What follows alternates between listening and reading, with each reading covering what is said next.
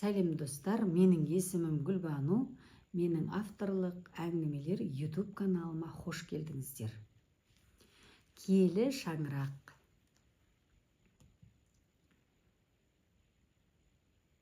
Таңғы салқын шық әжейдің ескі үйінің маңдайшасына шөгіп, күнге шағылысып тұр еді. Қара шаңырақ, киелі шаңырақ. Осы үйдің қабырғасына сіңген иісі әжейдің жасы мен, шалының маңдай тері мен, бала күнгі күлкілердің жұпарымен араласып кеткен. Бұл жер бір әулеттің жүрегі еді. Сол жүрек бүгін бүлк ете қалды. Құрметті тыңдармандарым, әңгімемізді бастамас бұрын, кім қай өңірден тыңдап отыр екен, соны парақшама жазып белгілеп кетсеңіздер, мен үшін маңызды, ал сіздерге көтеріңкі көңіл күймен осы туындыны тыңдауларыңызға тілектеспін. Үлкен қызы Жаннұр қолына бір бума құжат, бір бума өтірік уәде ұстап есіктен кірді. Апа, үй суып барады. Пештің түтіні кері соғып тұр. Қалада жылу қосылғанша бізбен жүріп тұрасыз, деді әлдеңені асығыс жасырып тұрған адамның үніндей қарбалас сөйлеп. Әуелі мына қағазға қол қойып жіберіңіз, деді қызы. Әжей таяғына сүйеніп қызына қарады. Қарағым, қара шаңырақ қой, киелі шаңырақ қой бұл. Әкең екеуміз салған. Мен мына үйді тастап қайда барамын? Әлсізбін, бірақ есім бар, деді күбірлеп. Жаннұр есікті ашық қалдырып, үй ішіне ызғар кіріп тұрғанына да мән бермеді. Апа, сөйлестік қой, тек уақытша. Ескі үй азынап тұр. Қалада тұрып, жылынған соң қайта келесіз. Бұл үйге жөндеу жұмыстарын жасатамыз. Үйді ешкім сатпайды, қорықпаңыз. Сіз тірі тұрғанда бәрі орнында тұрады. Сол сәтте әжейдің ішін бір белгісіз сезім тіліп өтті. Бірақ сенді, қызы ғой. Бөтен біреудің емес, келін емес, өз баласы ғой. Көне үйдің табалдырығын аттап шыққан сәтте әжей артына бұрылып қарады. Есіктің алдында тұрған қара ағаш орындық, шалының ескі галошы, кеппей қалған қымыздың күбісі, бәрі оған қарап тұрғандай.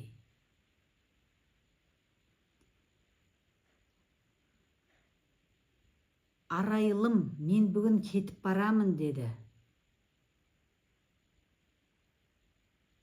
Жан жағына қарап, алыстан қарап тұрған көрші әйелге.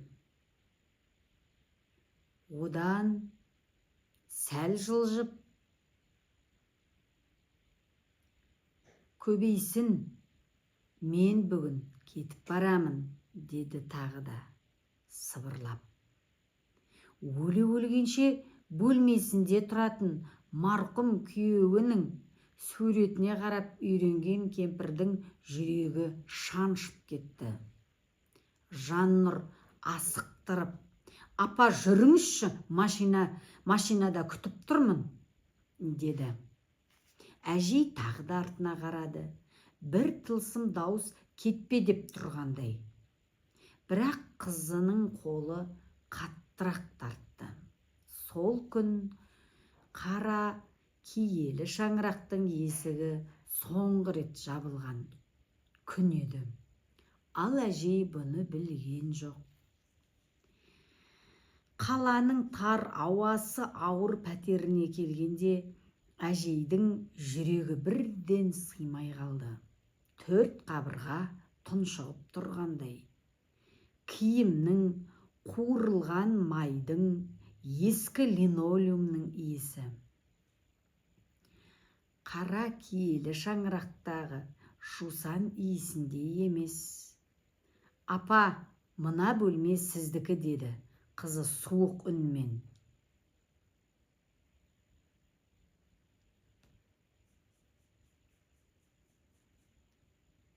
Әжей бөлмеге кіріп, төрдегі қабырғаға қарап тұрды. Ойланып, қаңырап тұр. Марқұм шалының суреті жоқ. Шалдың киген шапаны жоқ. Ескі радиосы жоқ. Үйдің иісі жоқ. Сол сәтте жүрегі шым ете қалды. Жаннұр, әкеңнің суретін әкеп қойсаңшы, деді сыбырлап. Жаннұр телефон шұқылап тұрып. Апа, ескі құсқыны әкеліп не қыламыз? Қатты айтсам кешір, бірақ үйімізге жөндеу жұмыстарын жасап, уақыт жоғалтқанша жалға бердік. Алған адам өз ақысына жөндеу жұмыстарын жасап беретін болды. Әжей біреу төбесінен мұздай су құйып жібергендей есеңгіреп тұрып қалды. Не дедің, қарағым? Киелі қара шаңырақты жалға бергенің қалай? Деді дауысы дірілдеп. Жаннұр болса жалыны жоқ, қарапайым үнмен. Апа, өзіңіз ғой ескі үйге байланып қалған. Көріңе алып кетесің бе ол үйді? Уақыт келді. Мал жан жоқ. Үйдің заманы өтті. Болды енді. Әжей таяғына сүйеніп тұрып қалды. Аяғы ауырып, демі қысылып. Шалыма не деп айтам енді, деді жылап. Қызының қабағы қатайып, бітті, айттым, болды, енді осы үйде тұрасыз. Қаңғып кетпеңіз, көршілерге масыл болмаңыз. Әжей сол сәтте жалғыз қалғанын өзінің шешімі емес басқаның әмірімен өмір сүріп жүргенін сонда ғана түсінді. 4 қабырға, тар бөлме, киелі шаңыраққа қайта апарар жол жабылып қалған еді.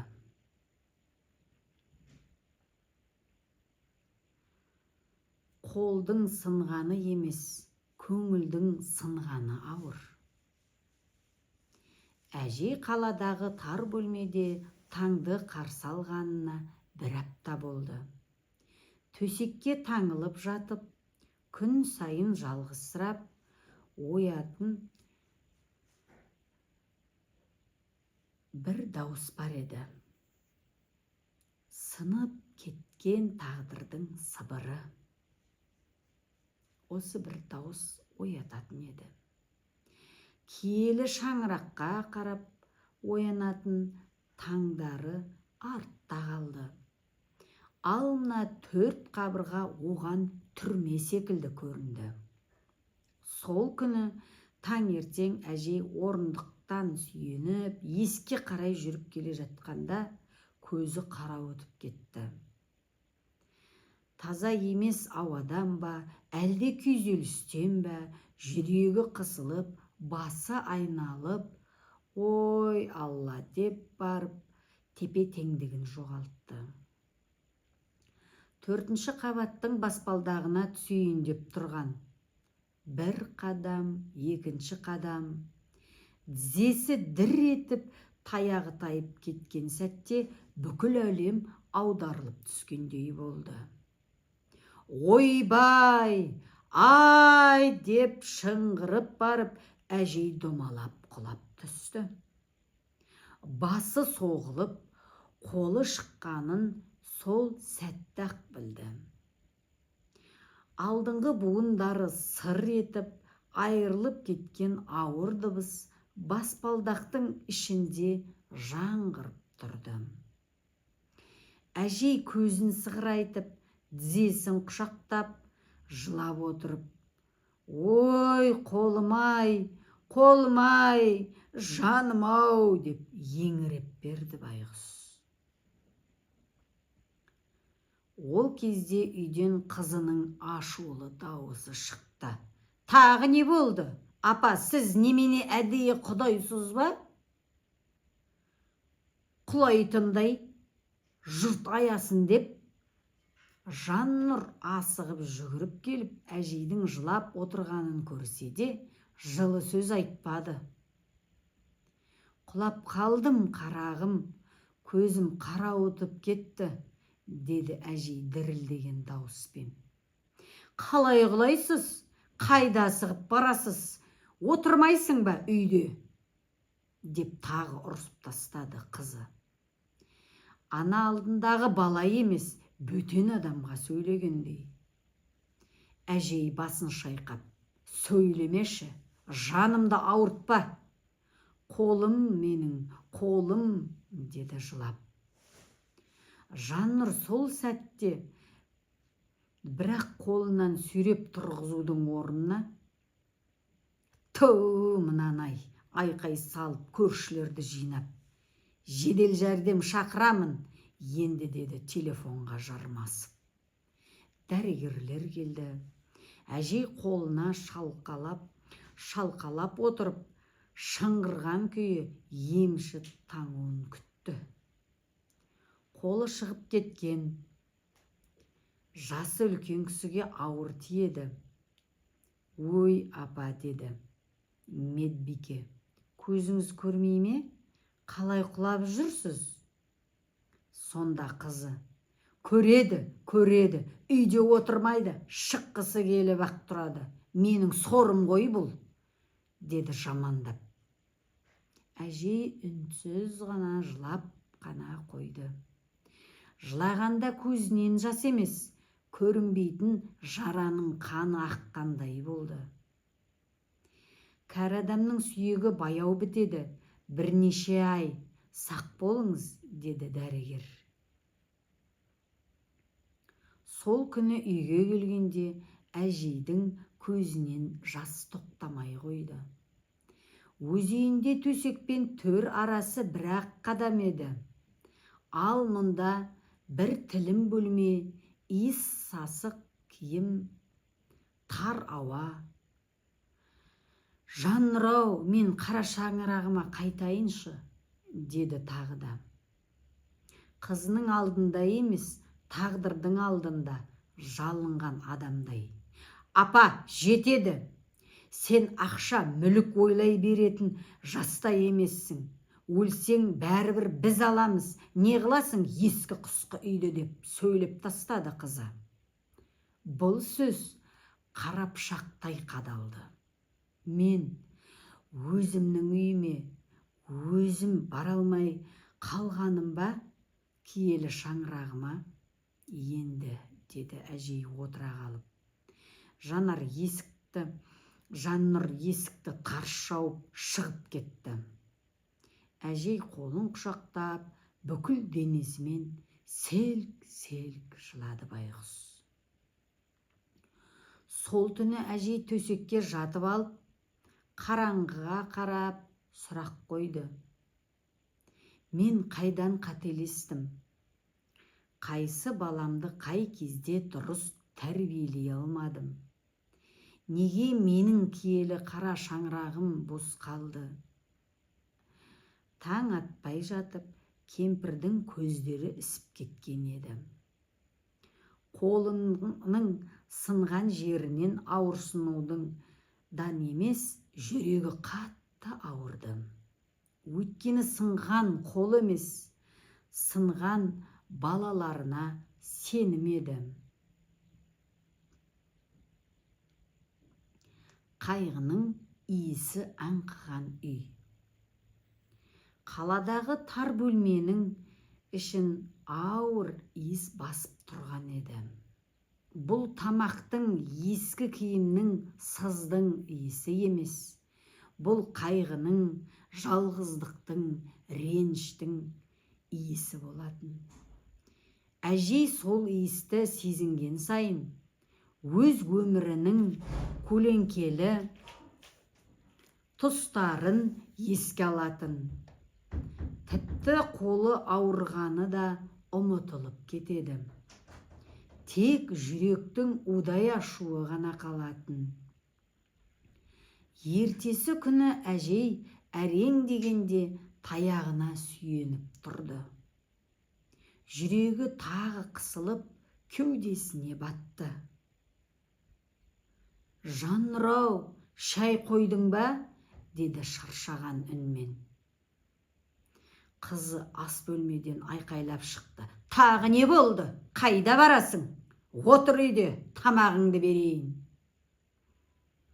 Лезде бір тілім кепкен нан мен жылытып қоя салған ботқаны көрді. Әжей нанды қолына алып, біраз қарап қалды.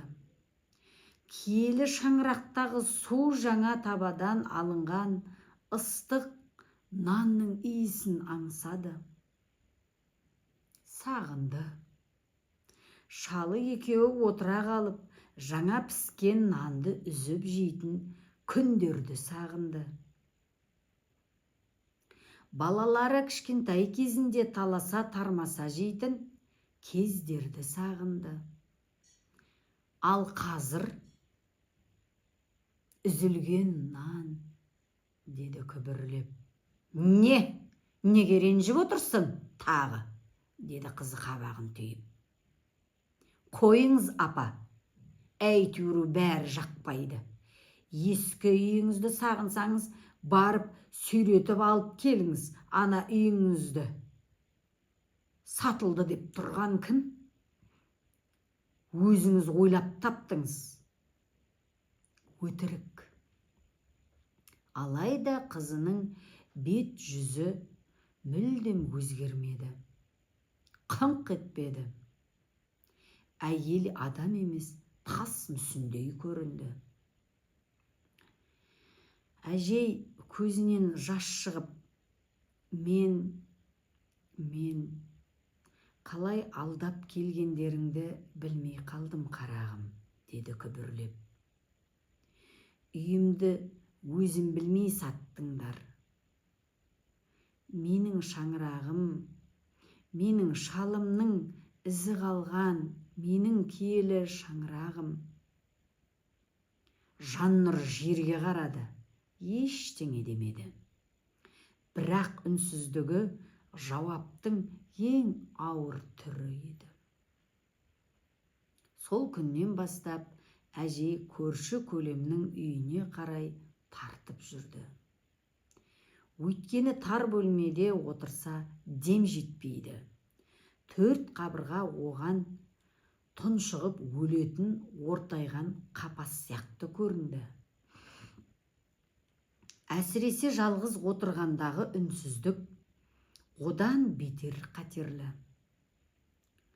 Көршілердің бірі шай демдеп отырады.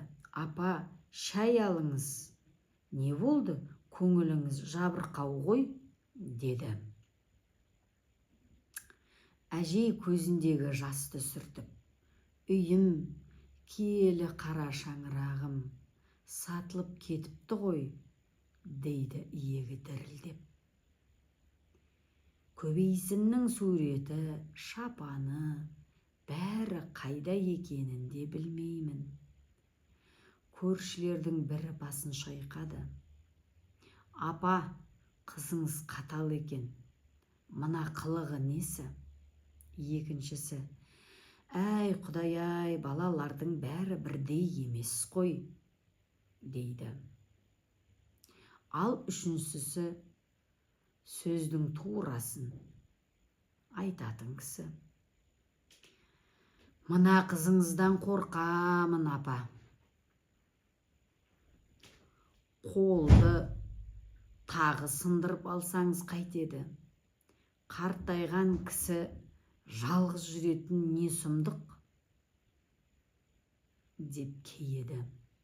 Әжей басын изеп, әркімнің баласы өзіне тәтті ғой шырақтарым, қыздарымда қиындықпен жүр, деп қорғап қоюға тырысатын.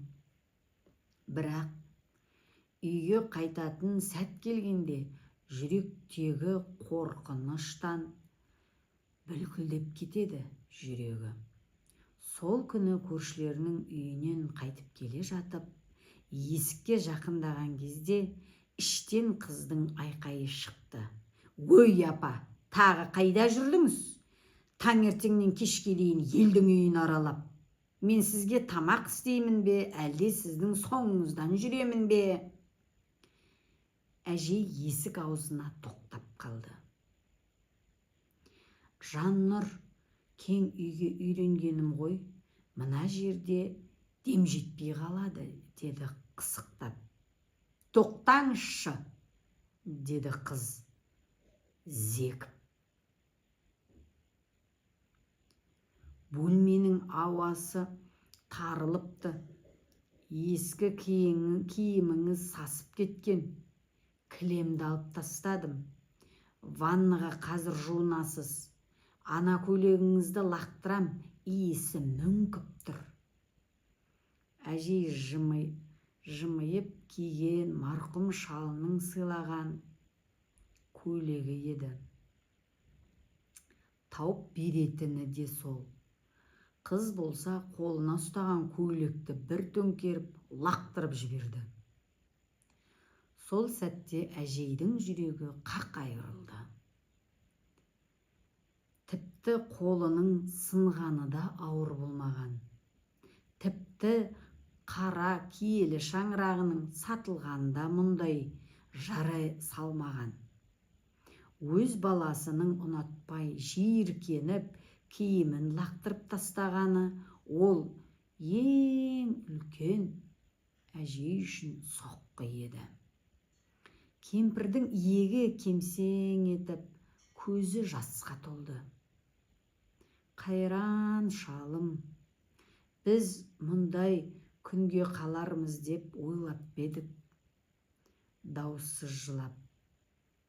Қызы болса, жарығым апа, жыламай-ақ қойыңыз, ертең басқа көйлек әперемін. Әжей басын көтере алмады. Тіпті сөзді айта алмады. Өмір бойы басқаны жылатқан, басқаны баққан, басқаны жылытқан, басқаны өсірген бұл әйелдің жүрегі сол сәтте құлазыған даладан бетер бос болып қалған. Жоғалып бара жатқан үміт. Таңертеңгі ауа салқын еді. Әжей жарық аз түсетін тар бөлмеде төсегінен әрең қозғалып тұрды. Түні бойы демі тарылып, жүрегі сығылып шыққандай болды. Қатты дірілдеп кеткен қолымен төсектің жанындағы жіңішке таяғын ұстап, бүгін тыныстай алам ба екен деді күбірлеп. Өзін жұбату үшін айтып тұрған сөздері еді, бірақ үні бос, үмітсіз естілді. Жаннұр ас үйде бір нәрсені тарс-тұрс етіп жүр. Қыздың ашуы басылмаған, тіпті шешесінің бөлмесіне жақындағанда да қабағы сол қатулы күйі. Апа, бүгін өзіңіз тамақ әзірлейсіз. Менің жұмыстарым бар, шаршап келем. Күнде бір шаруа, деді қатқыл үнмен.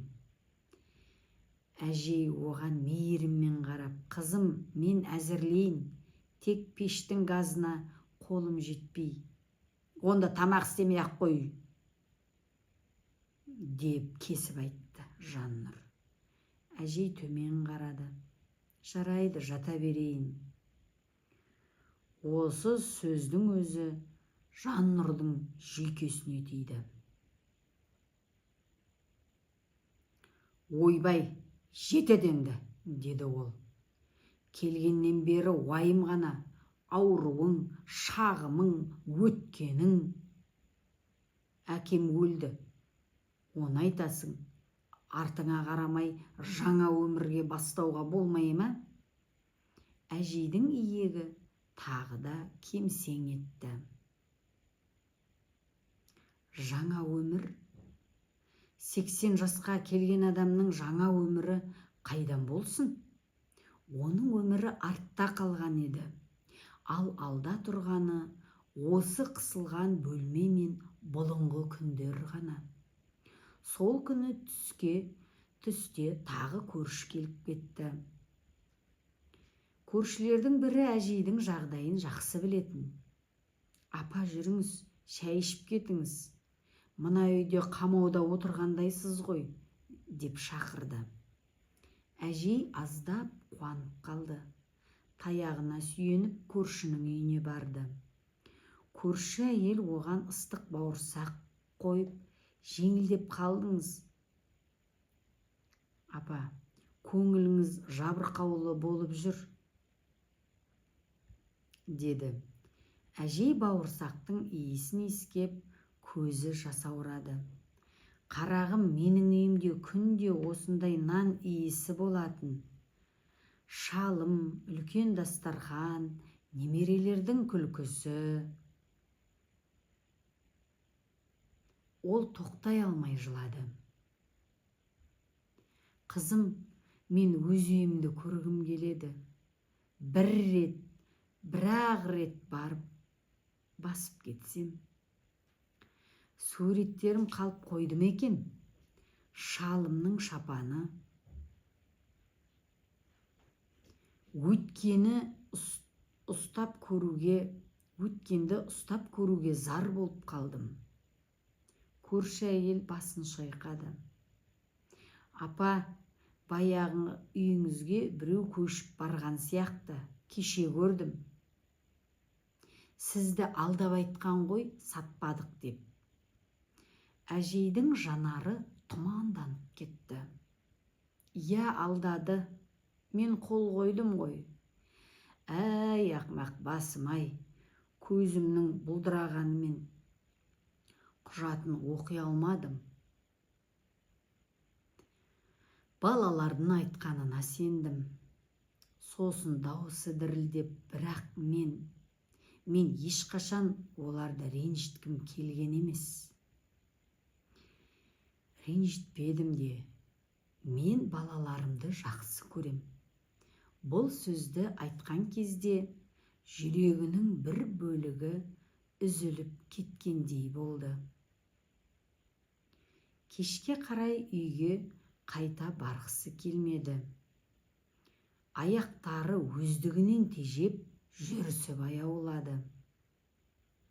Бүгін тағы ұрсам екен, тағы киімімді лақтырам екен, тағы көше кезіп, тамақ ішуге бардың ба дейді ме екен, деп қорықты. Кешкі ауа суық тартып, қолдары тоңып бара жатты. Бірақ тар үйге кіргенше далада жүргені әлде қайда жеңіл еді. Кешкі ауа суық тартып, қолдары тоңып бара жатты. Одан сайын. Әжей есік алдына келгенде іштен тағы Жаннұрдың дауысы шықты. Апа, тезірек кіріңіз. Сізге көмектесіп жүрудің өзі азап болды ғой. Сол сәтте әжейдің жүрегі бір түрлі қысылып, денесі босап кетті. Бойын қалтырау билеп, аяғы дірілдеп, бір қолын қабырғаға сүйеді.